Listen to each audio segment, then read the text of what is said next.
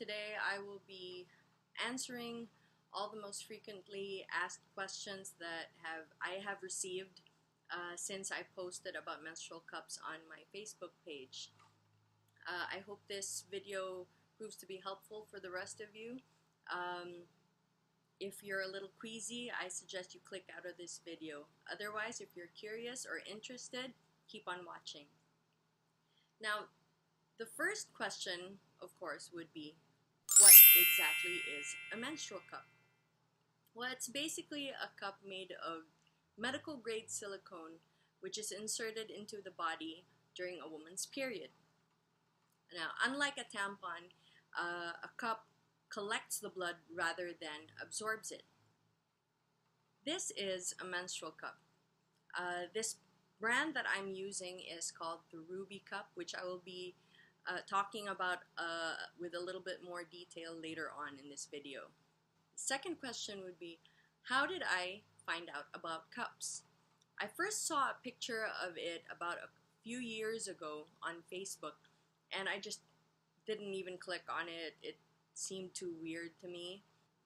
About a year and a half ago, I was watching one of my favorite makeup channels on YouTube when the host decided she would post something a little different that day. The title of her post was Menstrual Cups #Shark Week. So, of course, that got me curious. I decided to watch the video. That basically led me to do a lot of research for the next 2 weeks before I finally decided to get my first cup. Now, one of the most helpful YouTube channels I came across where I got a lot of information was called Precious Stars, hosted by this young English girl called Bryony. She had a lot of very detailed videos with comparisons of different brands and everything. So basically, I reached out to her on her website. I gave a description of myself, and I asked her what she would recommend as my first cup. And she suggested that I get this, which is the small Ruby Cup.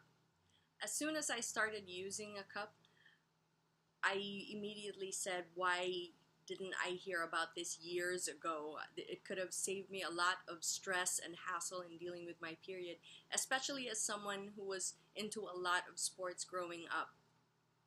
Now, you sporty girls know what I'm talking about. It's very difficult to run around sliding into bases and all that stuff when you're just wearing a pad during your second or third day. With the cup, I could literally just do anything I wanted, and I didn't have to change my schedule or my plans at all just because it was that time of the month. And such a discovery, I decided I had to share with my friends and family. The next question would be, how do you get it inside? Well, first things first, you have to kind of have an idea of what the anatomy is down there. So I will be posting a diagram here or here showing you what it kind of looks like, where your vaginal canal is, your cervix, and so that way you can understand how you get the cup inside. You have to know where your cervix is and how it lies inside the vaginal canal. Next, you have to know the parts of the cup. Okay, right here. This is what you would call the rim. This is the body. These are the grip rings. And then this is the stem. On the body, you can see some markings just so you'll know just how much fluid or blood has been collected. To demonstrate how to insert the cup inside, I will be using this jar. Okay, to get the cup inside, you take your cup and you shove it in. No, I'm kidding. There are basically folds that you can use to make this a little bit smaller so it's easier to insert. Since it's very flexible, that should be quite easy. There are 3 folds that I know of. One is the C fold, where you go like this. Alright, but that's still a little bit too big for me. Then there's also what they call the 7 fold, which looks like this.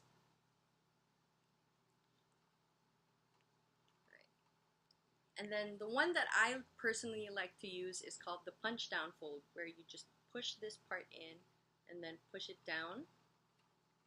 Then you end up with a very narrow end. The number one rule for inserting your cup is relax. You're not going to be able to get it in there if you're very tense and clenched up. Sometimes you may need a lubricant, and if you do use one, you have to make sure that it's a water-based lubricant like KY jelly, because oil-based ones tend to erode the silicone, and then you'll end up with a ruined cup. Okay, so once you've got it folded like this, okay, your cervical canal will kind of sit like this. It's not going to be pointed straight down, so it's going to be kind of tilted. So you basically insert the cup first like this. Make sure you get it past your pelvic bone, and then it basically pops open inside. And then the rim forms, this rim forms a watertight seal around the vaginal canal. So once you insert the cup, it will look kind of like this. Here's another view. As you can see, the cup should sit just under the cervix. Sometimes when you insert it, it'll stay folded kind of like this. I don't know if you can see it. Now, so to fix that, you basically just pull it down a little bit and then push it back up, or sometimes twisting helps. It's a little bit different when you're using a glass jar. But anyway, that usually does the trick. Also, the stem doesn't usually stick out like that. I just inserted it this way so that I won't have a hard time getting it out. But you always have to put the entire cup inside. Now, if your stem does stick out, you can cut it off. I have cut part of my stem off because I really don't need it. I just left a little part of it because I'm a little paranoid. Now, sometimes there will be a leak. Now, in those cases, there can be one of several causes. One would be maybe you got the wrong sized cup. Another is you might not have inserted it properly and it's not fully opened. Another one is that your cervix may be sitting outside the cup. Now, sometimes if you push your cup in a little too far, the cervix will end up sticking out like this. In those cases, you can just again pull it down and push it back up. Then usually that fixes the problem. And sometimes if you push it a little too high, your cervix will tend to sit inside the cup and take up some of the space. So it reduces the capacity of your cup, then causing it to leak. Another common cause of leaks is that sometimes you insert the cup when your period has already started.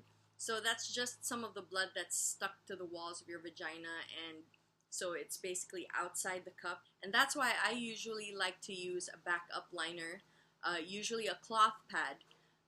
More on cloth pads probably in another post. By the way, if you decide to cut your stem off, make sure you don't cut off the end of the cup, because then you'll destroy it. So you just have to make sure you cut it just about here. The next question is, how do you get it out? I've gotten several texts from a few of my friends who bought cups for me in a panic because they couldn't get it out. Number one rule again is to relax. Don't panic. Sit down on the toilet, bear down like you're going number 2, and that usually causes the cup to drop. Then you can reach it. Once you bear down and the cup lowers, you basically grab the grip rings, punch or pinch one side of the cup. That basically releases the suction or the seal, and then that allows you to pull it out. Now, don't just yank it out. You have to wiggle it a little bit, and then when you get it out, you just dump the blood in the toilet, rinse it out. Or if you have soap on hand, make sure you use a fragrance-free, oil-free soap like Cetaphil. Sometimes when you're in a public toilet, you won't have a sink beside you, you won't have soap on hand, so in those cases, I personally use just toilet paper or wet wipes, then reinsert it, and then when I do get a chance, I wash it. Now, it's very important that you wash your hands thoroughly before inserting and after. Oh, and just so you know, it will not get lost up there. Believe me, a lot of people have asked. Next question is, how often do you have to empty it? Basically, it depends on your period. If you have a heavier period, of course, you'll have to empty your cup out a lot more frequently compared to if you have a lighter flow. And it also depends on the size of the cup that you get. But you really would be surprised how little you actually bleed. It seems like it's a lot on the pad, and the tampons also get saturated pretty fast. Even the super tampons. But with the cup, on my heaviest day, I can go about 6 hours before having to empty it. And on regular days, I can just leave it in the whole day. There is a learning curve to using cups. It'll take you about a couple of cycles before you get the hang of it. So you'll know that, oh, okay, on my second and third day, I'll have to empty it every 6 hours. On regular days, I can leave it in for 8 to 12 hours, stuff like that. Now, as far as maintenance goes, you have to disinfect your cup before and after each period. Now, you can do this by either boiling it in water for 5 minutes or stick it in a microwavable container filled with water, then microwave it for 5 minutes. Then there are also these sterilizing tablets that are probably not available here in the Philippines yet. You basically just drop them in the water along with your cups, but again, as I said, I haven't seen them around yet. During your period, you can just wash it with water and oil-free, fragrance-free soap. Now, when you're drying your cup, you can just put it on top of a paper towel or on a cup spot, like this one. I actually made this myself. Maybe I'll do a tutorial one of these days or something.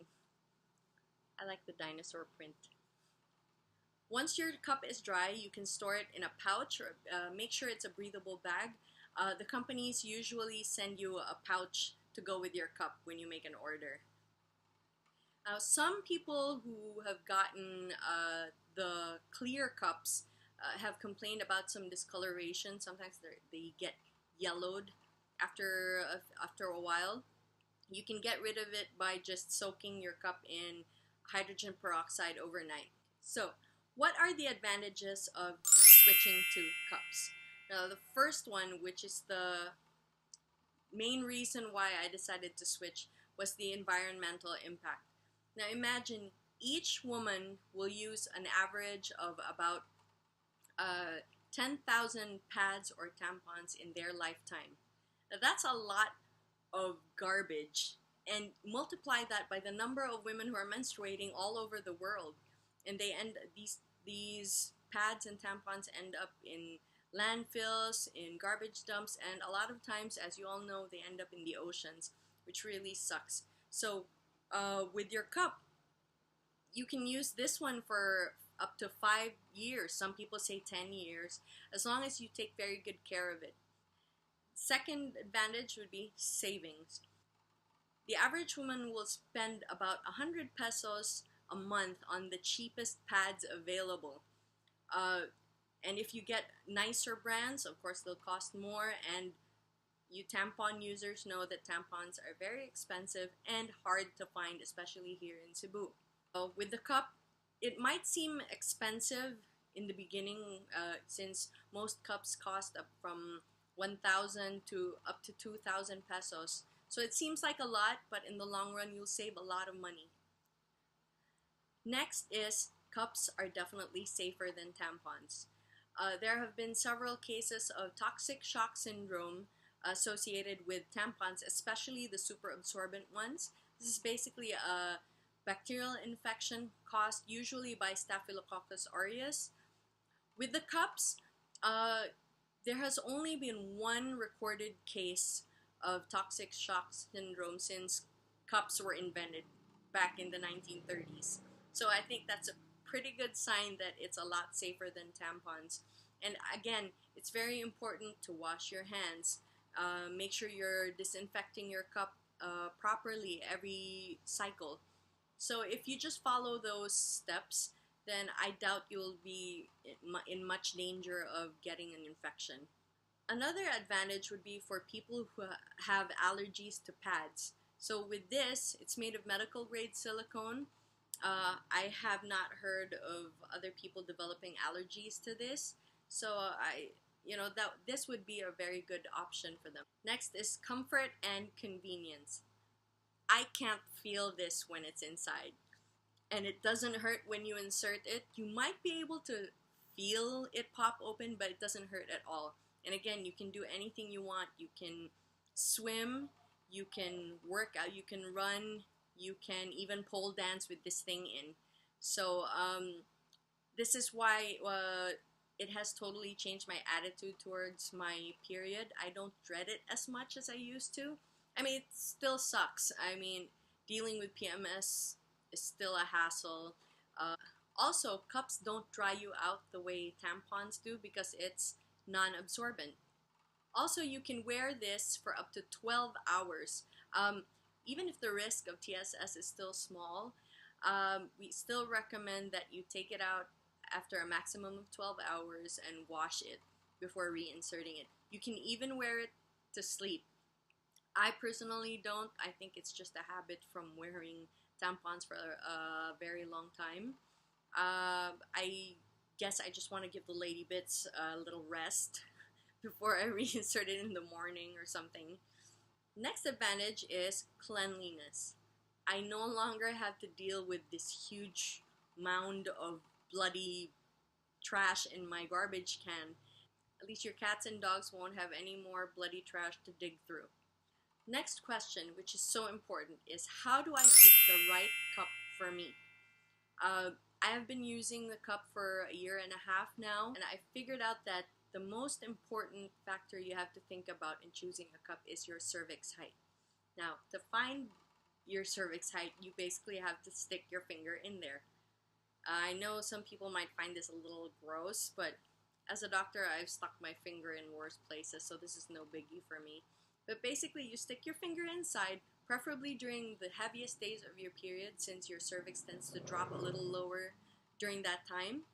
So you stick your finger in and try to feel for your cervix. Now you might be thinking, what does it feel like? I've never touched my cervix. I don't know what it feels like. Trust me, when you touch it, you will know. You'll be like, oh, okay. Yeah, that's my cervix. So if you get your finger inside and you're able to touch your cervix with just this much in, then you have a low cervix. If you need to insert it up to here before you touch your cervix, then that's a medium height cervix. If you have to insert your whole finger before you touch it, that's a high cervix. Some people can't touch their cervix at all, and that's because they have a very high cervix. So of course, if you have a high cervix, I suggest you get one cup that would be longer. And then if you have a low cervix, a long cup will not work for you, so you have to get a smaller one. I'll be talking about the different brands later on, and you'll see what I mean by being able to choose a longer cup or a shorter cup. The second factor you have to think about is your flow. Naturally, if you have a heavy flow, get the bigger cup. If you have a light to medium flow, you can probably get away with just getting the smaller sized cups. Now, the third factor is probably whether you've used tampons before, or if you're a virgin and you're not comfortable inserting stuff down there, then I think you should start with the smaller cup just until you get the hang of it. Then later on, maybe you can get a bigger cup for your heavy days, if you need to.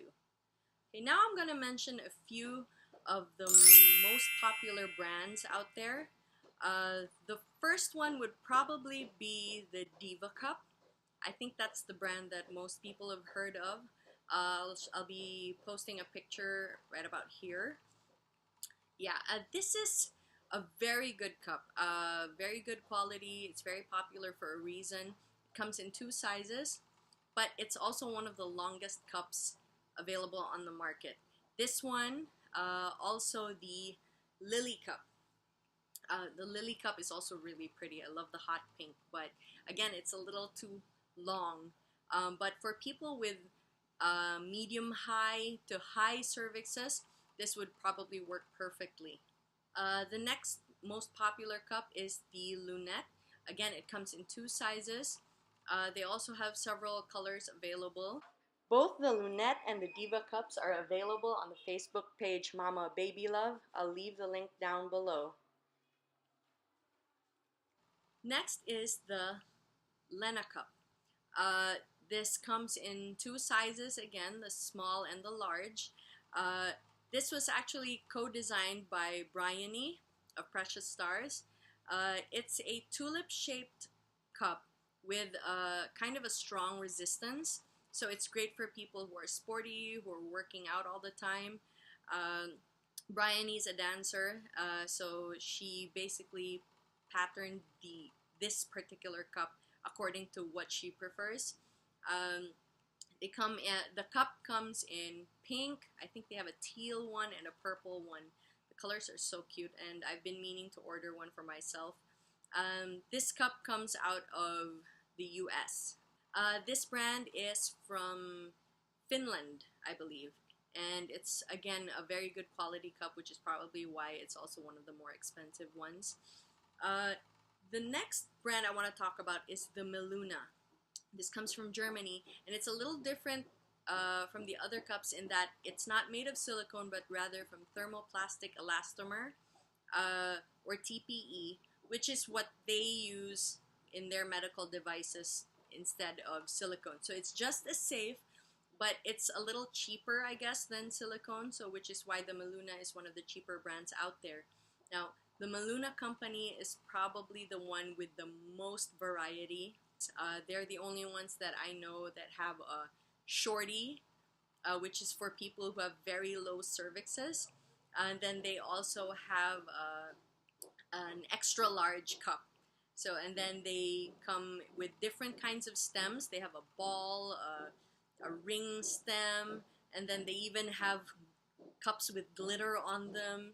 So, and then they also have a Meluna Sport cup, which is firmer in resistance, since most of these cups are pretty soft compared to, let's say, the Lunette or the Diva cup. Now, about a year ago, I found out that there was a local brand, which is great because they're making it more available here in the Philippines. It's called the Sinaya cup. I actually ordered one from them. It was started by this girl named Audrey. She's only in her 20s, which is really amazing. So this is the Sinaya cup. Now, if you can see, it's longer than the cup I showed you earlier. But then this is the large size, and well, this is the small size. Now, the Sinaya cup is a good quality cup. It feels nice, but it's a softer cup compared to the other one that I showed you earlier. The rim is very prominent, and this one is the large one, and it holds up to, I think, 25 milliliters of fluid. It only has 2 suction release holes compared to the other cups that have 4, which made it a little bit harder for me to take it out, but it worked fine. I can definitely see the difference between this one and the Ruby cup, which I'll be talking about later. You can tell that the seams are not as smooth, but it's secure. I mean, it's not going to fall apart on you. And it comes in this really cute bag with a zipper. So, and this is made of local materials. I think abaca, I'm not sure. But this one costs 1,300 pesos with shipping. They have their own website. They also have a Facebook page, and they respond pretty quickly. So if you're interested in this, I'll leave the links down below. I sold a few of these on my Facebook page a while back, and many of my buyers have been very happy with this one. It depends really on your preference. Like if you want a shorter and firmer cup, this might not be the one for you. But what works for one person might not necessarily work for you, and what works for you might not necessarily work for somebody else. So it's really a trial and error thing before you find your Goldilocks cup. I was just fortunate enough to get the perfect cup for me on the first try, which is why research is so important. And which is why I'm doing this video for you guys, even though it's very embarrassing. Another pretty popular cup that I decided I would just mention is the Femicycle cup. Now this one is a little unusual in terms of the shape. Yeah, when I saw this one, I was like, no, I'm not gonna insert that in me. But apparently it works well for some people. It just looks very intimidating though. So the last brand I'll be talking about is the Ruby cup, which I have been using for a year and a half now. I love it. It's one of the pricier brands, I guess, but you can tell why. The silicone is of such good quality. It's so comfortable. It's easy to get it to open. I got the hang of it by the second day of using. Seriously. Okay, this is the small size. I wasn't able to bring the large cup to show you, but I'll post a picture of it here so you can see the comparison. It's really not that big difference from the small size. This one holds about 20 mLs to the holes, and the large one holds about 25 to 30 mLs, I think. It comes in a clear color, a purple one, there's a pink one, and I think they also have a blue one. It has 4 suction release holes here, if you can see that. Again, markings. The Ruby cup also comes with its own breathable cotton pouch, like this, with the drawstrings. So you can just put your cup inside when it's dry, stick it in your bag, and it really doesn't take up that much space, so, which is great, because, you know, we women tend to carry everything in our purses. I also should mention that in Bryony's latest video, she listed her top 3 favorite cups. The Ruby cup, specifically the small one, ended up being her #1 favorite cup. The great thing about the Ruby cup also is for every cup that is sold on their website, they donate 1 cup to a girl in Kenya for free. Apparently a lot of girls in Africa end up missing school every single month just because they don't have access to even disposable feminine products, which makes you really think just how fortunate we are to have everything so readily available to us. So that's one of the reasons why I love the Ruby Cup company. About the Sinaya Cup, Audrey and the company followed the example of the Ruby Cup company, and they have also donated several cups to some of our less fortunate young Filipinas. With most companies, they also send you a little instruction booklet along with your order, so just to give you an idea of how to insert it, how to take care of your cup and all that stuff. If you have any questions, feel free to leave a comment down below or message me if we're friends on Facebook. You can also check out my Facebook page, bloombodyshop. I will be leaving helpful links to videos and websites down below so you can check it out. The cup truly is a revolutionary product, and I just couldn't wait to share it with all of you guys. So I hope this video was very helpful and informative for you. It was a little awkward to film because it's not usually a kind of topic that most people talk about in public, but I'm doing this for you, and like I said, I wish I had known about this years and years ago. I hope I've encouraged you to consider making the switch. I know I have not regretted it for a second.